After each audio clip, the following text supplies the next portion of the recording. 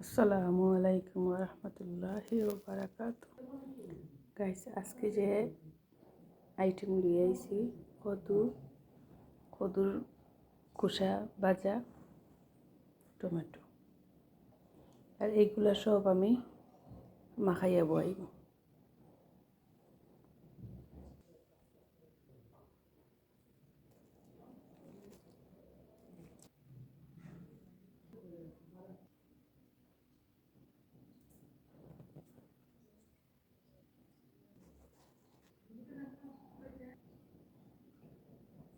আজকে আমার ধনিয়া পাতা নাই, যার ফলে আমি ধনিয়ার গুঁড়া দিয়ে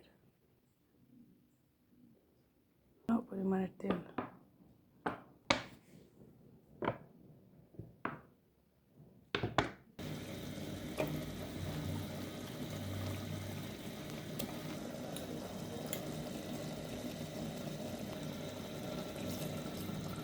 সামান্য পরিমাণে জিরার গুঁড়া।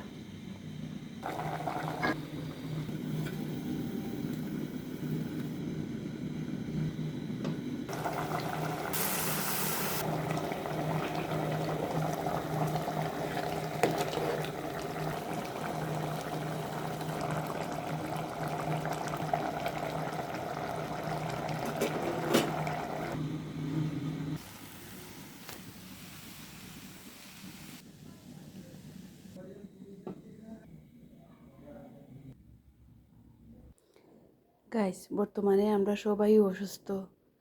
ডাক্তারের কাছে গেলে ডাক্তারও কইন যে মশলা কমাইয়া তেল কমাইয়া খাওয়ার লাগে, সবও আমরা হার্টের রোগী হয়ে গেছি।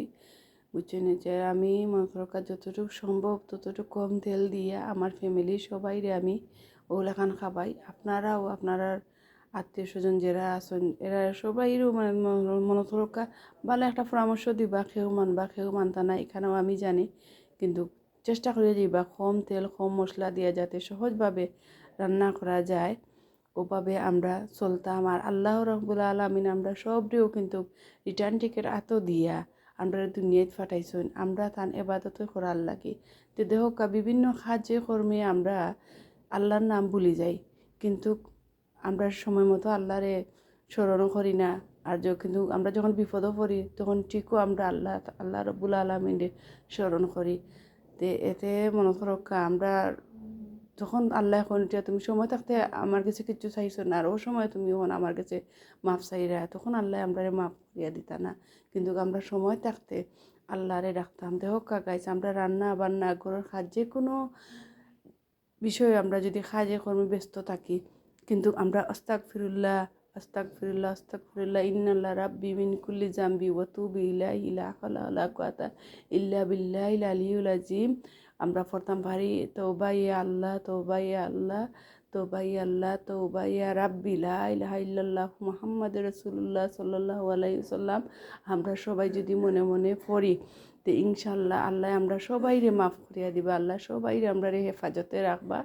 আর আমরা মতরকা আটতে বইতে আমরা তো জিব্বা আমরা কত কথাও কই, কিন্তু কত কথার মাঝেও যদি আমরা লা ইলাহা তাসবিহটা পড়ি, তো ইনশাআল্লাহ আল্লাহ আমরা সব হেফাজতে রাখবা।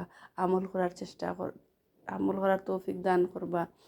আর আমরা যতটুকু সম্ভব আল্লাহর ইবাদতের মাঝে থাকতাম, সালাত আদায় করতাম টাইম মতো। আমার লাগে আপনারা সবে দোয়া করবা, আমিও আপনার লাগে দোয়া করবো। আসসালামু আলাইকুম ওয়া রাহমাতুল্লাহি ওয়া বারাকাতুহু।